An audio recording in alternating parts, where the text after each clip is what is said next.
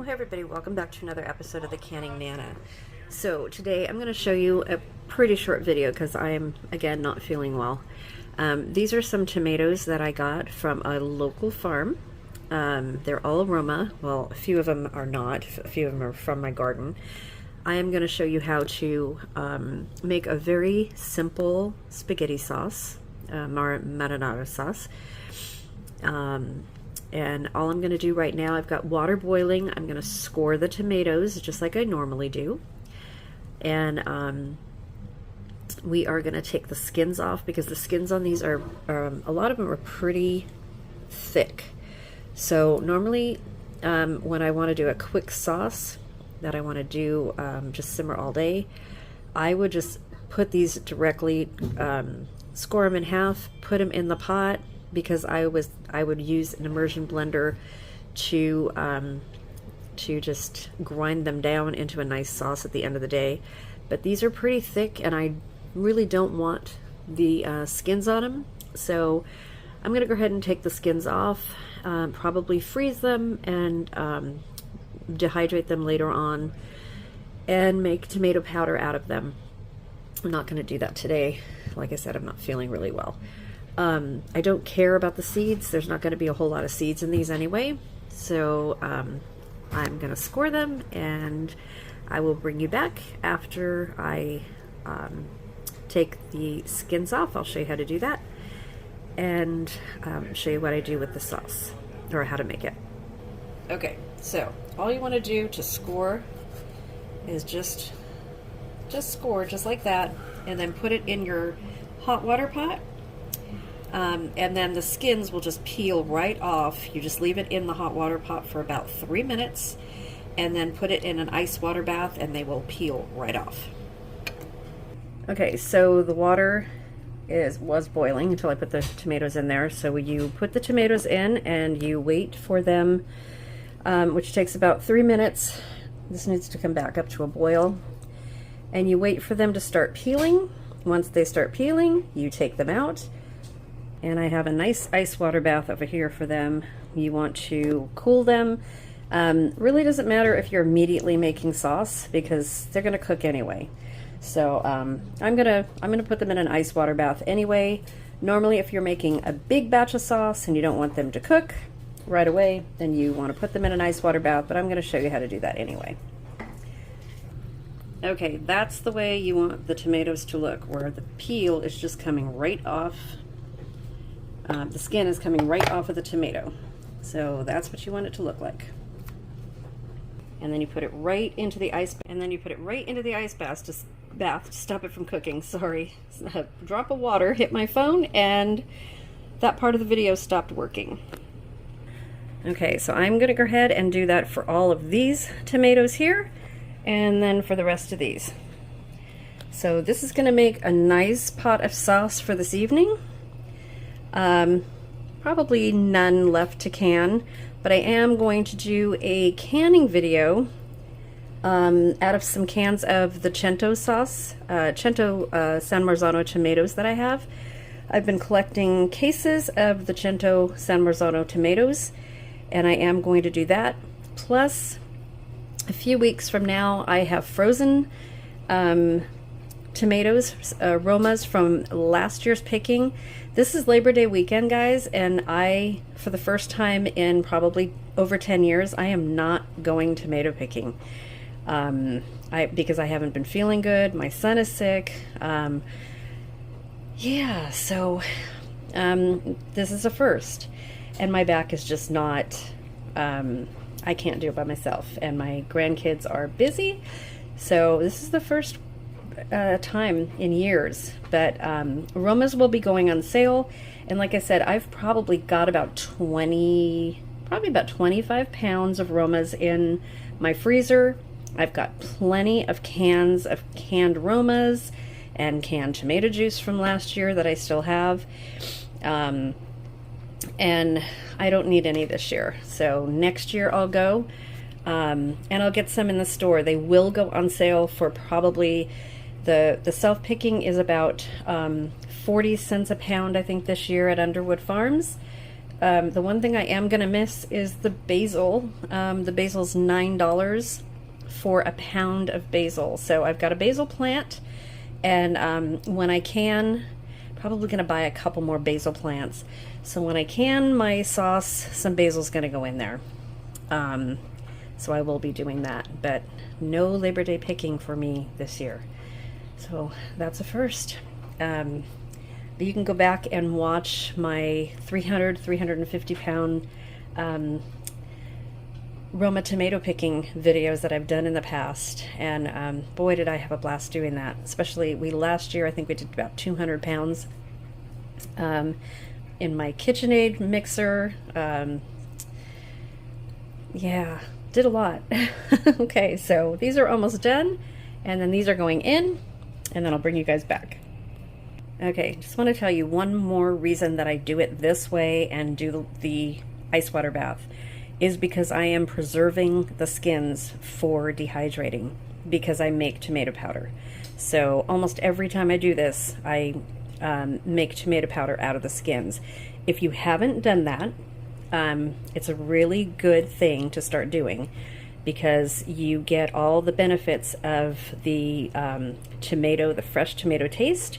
You can make your own sauce out of the tomato powder. You can make tomato paste, which is what I normally do. You can use it to thicken sauces, stews, anything you would add tomato to. You just want a little bit of a tomato flavor, you can add your tomato powder to. And it's so good. You don't want to miss out on doing that. If you have a dehydrator, even if you have a very low temperature oven, you can do it that way. And then you put it in a jar and vacuum seal it, and it will stay. It will not clump up if you put it in a jar and you vacuum seal it and shake it every once in a while. You'll be fine. And if it does clump up, just put it in a coffee grinder or a herb grinder, a blender, and it will unclump very, very quickly. So don't worry if your tomato powder clumps up. It's still great to use. Just a little tip. So these were given me by a local school farm, and I have to say these are some of the thickest Roma tomatoes. The skin is some of the thickest Roma tomato skins that I have seen. So I don't know what they're all organic. I don't know what they are doing with their soil, but these are super, super thick. They are just, the skins are just not coming apart. I have a few of my Romas in there, and taken them out already, and they are fine. They came right apart. So this is interesting. Okay, first batch is in the water bath, cooling, and the skins are easily coming off. Okay, we're gonna put the second batch in. Okay, so while the rest of those are cooking, these are cold, and I'm gonna show you how easy it is to take the skins off of here. They just peel right off. And I'm just gonna put these here for right now because I just put the tomatoes in the jug that I was gonna put all the skins in. So we need to go get another one. But this is how easy it is. The skins just peel right off, and then you're gonna use those skins. And I will show you the skins in just a second. So you just peel off as much as you can. If they don't all peel off, that's fine. And then I'm gonna go through and decore all of these. And then that's it.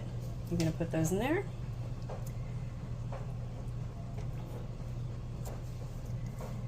And that's all you do, they peel right off. And then you're just gonna put these on a tray and dehydrate them and make the best tomato powder ever. So usually these peel off a lot better than they are. Usually you get them in these big, the big skin, the full skin. These are just so thick. Yes, usually they peel off just like that. And you get the whole skin like that, and that's what you dehydrate into powder. And get that nice, soft, smooth tomato. Some of these just aren't working like that. But that's how you do it. Okay, I'm gonna go ahead and do the rest of these and then take out that core right there. And then I'll bring you back when these are all done and show you how I make the sauce. Okay, I want to show you this one because I think this one is how this normally comes off. Look at that. Yep, that's how it's supposed to work, you guys. Just like that. The whole tomato, just like that. That's what it's supposed to look like. And then these are some of the skins. All of these skins are just going to get frozen into a Ziploc bag until I'm ready to dehydrate.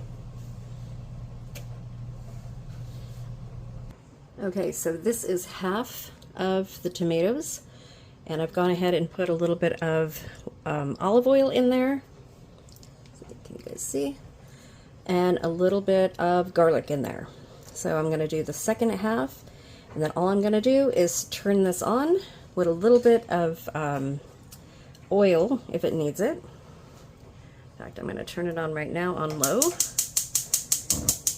very low, so these start simmering down, and while I peel the rest of them. These are the rest of the tomatoes that I'm going to peel, and these are the skins that I have so far. Okay, so here are the skins that we got. I'm going to put them in a probably a freezer bag, not a freezer bag, a vacuum bag. So that's what we got. We got a pretty good batch of them. So the reason I'm not going to dehydrate these is because I have an Excalibur 9 tray dehydrator, which takes up a lot of electricity. So I'm going to wait until I do the rest of my 25 pounds in the freezer to dehydrate these, because I want to do a whole batch. So these are our tomatoes, and it's on. I'm going to turn it on up to medium. They look amazing. I will tell you, the one good thing about farm fresh tomatoes is that you cannot beat the smell of farm fresh tomatoes. So as these cook down, so there's no water in here at all. There's about a quarter of a teaspoon of oil, and that's just for the garlic that I browned first, that I put in here. So there is no water in here. All of the water, all of the liquid is going to come from the tomatoes themselves. So we are just going to cook these down, and then I will bring you guys back. Some of the tomatoes have a little tiny bit of a skin on them. Not worried about it. So that's all I'm going to do. They have no water, a little teeny bit of garlic, and a little teeny bit of oil. I am going to put a little tiny bit of salt in here, but that's it. So I'm going to simmer this down. I'm going to put a lid on here and simmer it down probably for a couple hours. And then I'm going to add some ingredients to it, like maybe some parsley, some basil, and I'll bring you back for all of that stuff. So stay tuned for that. Okay, so here is the sauce, and I forgot to tell you guys that I also added Italian seasoning. Tell you guys, I'm just not with it lately. Lots going on. So this has been simmering for a couple hours, and I'm getting ready to use the immersion blender in it, and I'll show you how smooth it is. I'm going to make the meatballs, and I'll take it from there. Okay, so I am going to take the immersion blender and just blend this a little bit. I don't want it super thin, but I'm going to be adding sausage and meatballs to this, so it's going to be nice and thick. Okay, so it's all blended. This is what it looks like. It still has a few chunks in there. It's nice and thick, but it's going to cook down even more. So, like I said, this is not for canning. This is for tonight's dinner, and probably going to freeze this Definitely not for canning. There's just not going to be enough. Okay, so we are going to brown the sausages while I put together the meatballs.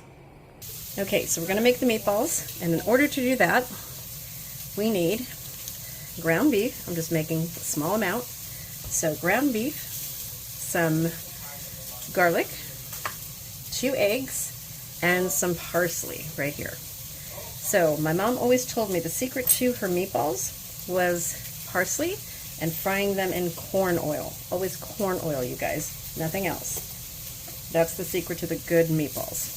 Okay, so let me open the ground beef, put it in the bowl. Okay, so all we want to do is brown the sausage and then put it right into the sauce before it's done. So these are nice and brown. They're not all the way done, but they're going to finish cooking in the sauce. We're just going to dump it in there because we're not done with the meatballs. These are going to finish cooking in there. So we're going to add them all to the sauce, right in there, just like that. Okay, so we can turn our sauce up a little bit, and this is going to add flavor to the sauce. We're also going to do this with the meatballs, even though the meatballs are going to be pretty much fully cooked. Okay, the one other ingredient I forgot is breadcrumbs, Italian breadcrumbs if you have them. Okay, to this mixture right here, we're going to add 1 egg. Remember, this is only a pound. I know a lot of people don't even add egg to their ground beef. And to that, I'm going to add just a little bit of breadcrumbs because we might need to add a little bit more later, but I am going to add the other egg. I'm going to add some of the garlic, and knowing me, I'm going to wind up adding that whole thing because you guys know me. And then the parsley, probably going to even add all of the parsley. I don't add Italian seasoning to this, but I do add salt and pepper. So we're going to add my Himalayan sea salt to this, and not too much. And then pepper.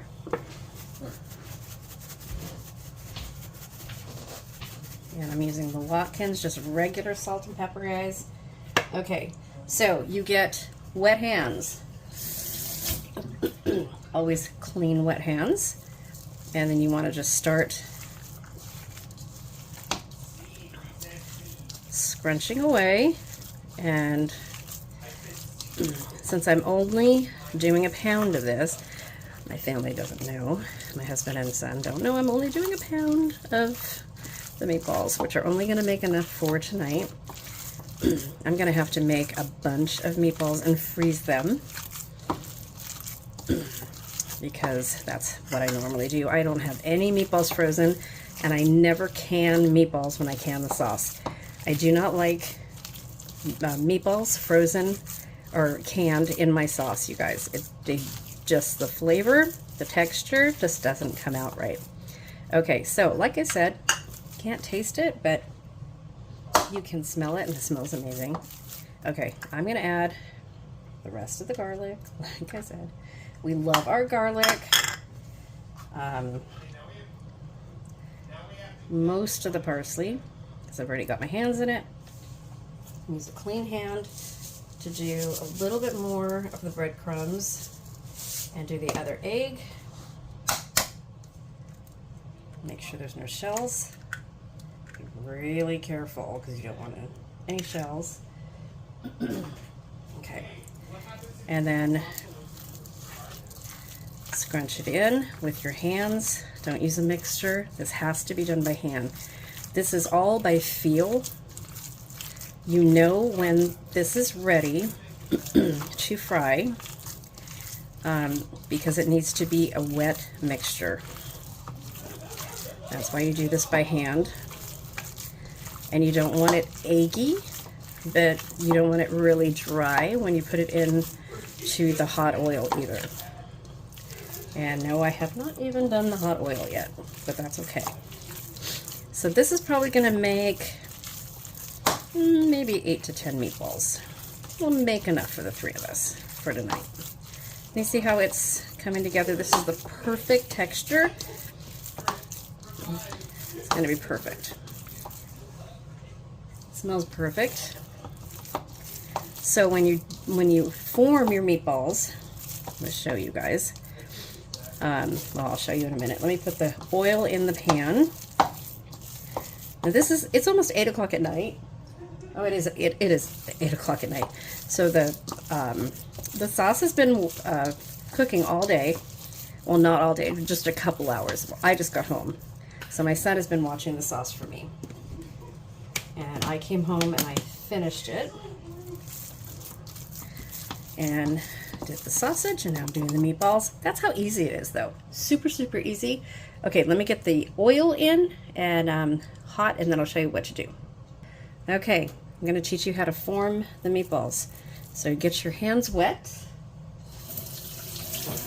Clean hands wet. You take a piece of the meatball, the meat, and you kind of make a circle. I don't make circle meatballs, you guys. I make oval, flatter meatballs. That's how I was taught. They cook faster, they cook better. This is what you want as a meatball. After a while, you learn how much that you do. And then when I make a lot of these, I take a piece of this and we'll put this in the sauce to make a meat sauce. I don't do that when I can it because I don't can a meat sauce, although you can do that. I don't do it. Well, I do it sometime. I can't say I don't do it. Sometime I do. I do pressure can my my marinara sauce. I always do. I never water bath my marinara sauce. It's just a rule that I have. I just don't. You can water bath it if you don't put your meat in it. I like to flavor my my sauce with the meat, and even when I don't, I still put it in the pressure canner. That's just how I like to do it. I think I'll make just 2 small ones. And normally something like this, if I had it left over, I would just put it in sauce as a meat sauce. And I can do that, but since there's 3 of us, 1, 2, 3, 4, 5, 6, 7, let me do 8. Let me make 8 meatballs. So when I make this, usually I make this early in the morning. When I make this, it's always been a tradition in my house. Oh, that one's kind of little, huh? That this is breakfast or lunch. Whenever the meatballs are ready, my mom always said that this was tradition. This was what you ate for breakfast or lunch whenever they were ready. And I followed that tradition with my kids. So when I made sauce, they knew to wait for the meatballs, and my grandkids as well. So I'm just gonna make that little one because that's not enough. So there you go. That's what we're gonna start frying. I'll bring it over to the pan in just a second. Okay, I am gonna put the meatballs in here. And that's exactly the sound that you want to hear. It's hot right now, but putting all these meatballs in it, it's going to lower it down. The heat is on medium. They're not going to burn. Better not burn.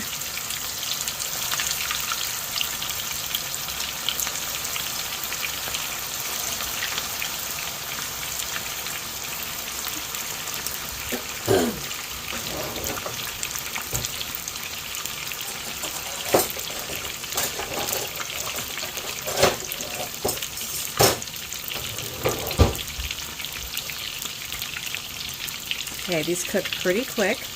I'm going to take the lid off of the sauce. Put that right here. Stir my sauce because these meatballs are going right into the sauce.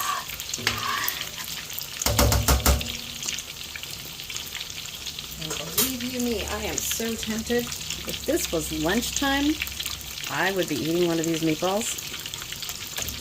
Okay. So they do not take long to cook at all. You just want them brown on one side. and then let them cook on the other side, nice and brown. They are going to cook in the sauce. And they do cook very quickly, especially that little teeny one right there. Nope, that one needs to cook a little bit more.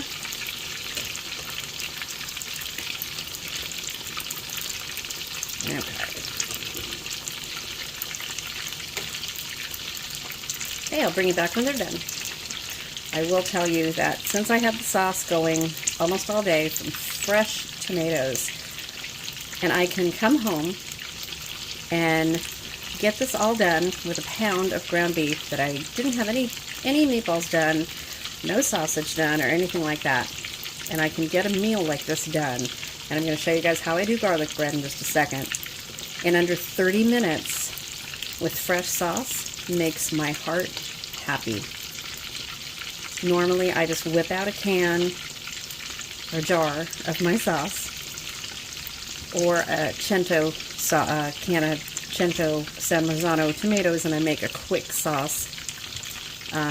But knowing that these are fresh tomatoes from a farm that I picked,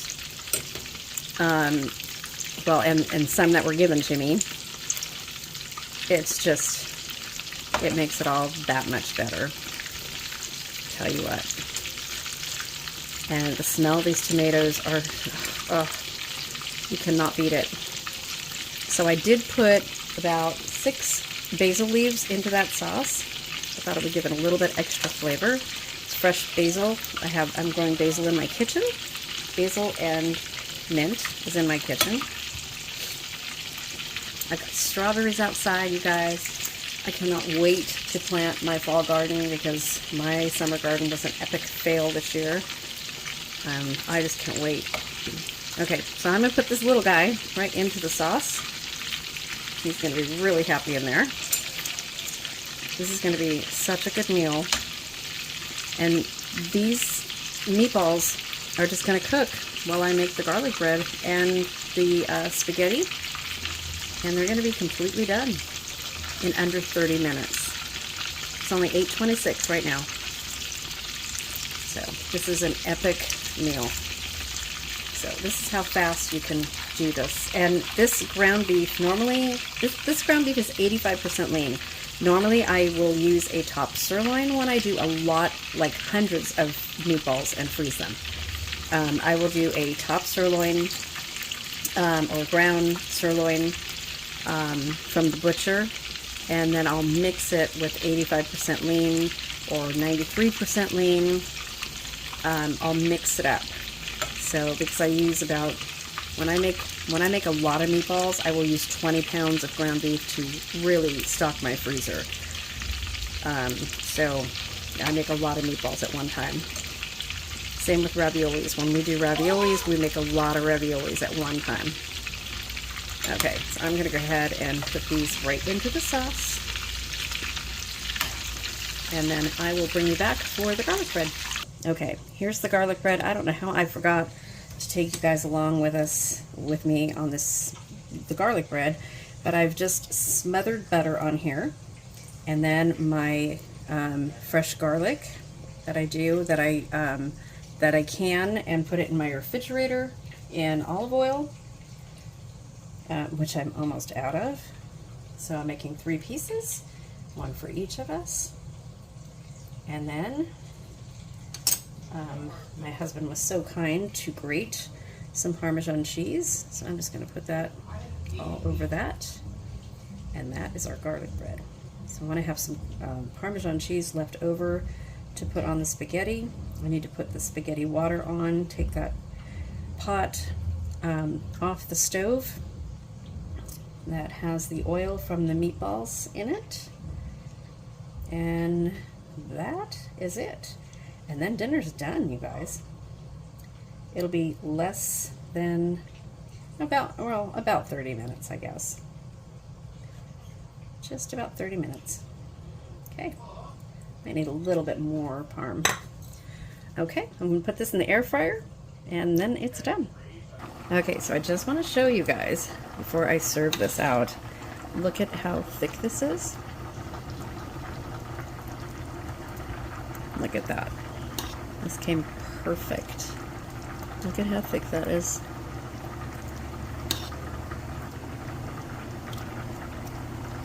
Amazing.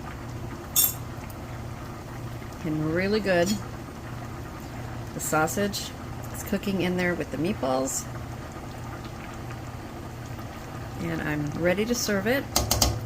Everything is done. I'm just waiting for the pasta to cook right here. And it's just about done. We like it al dente. The garlic bread is just about done. So I'll show you how I serve it in just a minute. Okay, here is the pasta. Saved a little bit of the pasta water, put a little bit of olive oil in there so it's nice and wet. I'm going to show you how I serve it. Okay, so I put a scoop of the sauce in here. And then I'm going to get some spaghetti.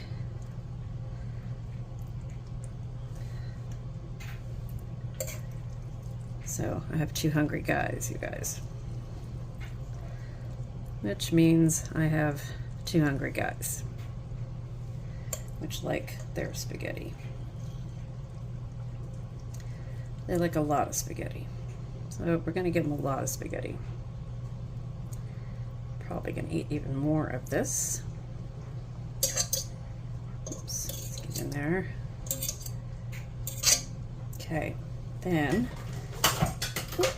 okay, heard something over there. Gonna go get some sausage and meatballs. Okay, and there you have it.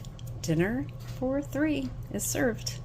Thanks for watching, you guys. And the word of the day is fresh tomato spaghetti dinner. That's what I'm gonna name it. So thanks for watching, and I will see you guys soon. Word of the day, don't forget, comment in the comment section and let me know what you think.